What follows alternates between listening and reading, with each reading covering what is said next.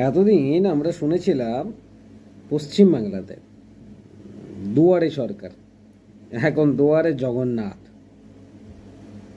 দিদিমণি নমস্কার, আপনার দয়া, হ্যাঁ, দুয়ারে জগন্নাথ। তা ভগবানের প্রসাদ তো ফ্রিতেই পাওয়া যায়, আপনি আবার 20 টাকা করে নিচ্ছেন কেন বলেন দেখি? এটা আবার কোন স্ক্যাম? চাকরি স্ক্যাম তো বুঝলাম, বালি চুরি, গরু চুরি বুঝলাম, এটা নতুন একটু বুঝাবেন আমাকে?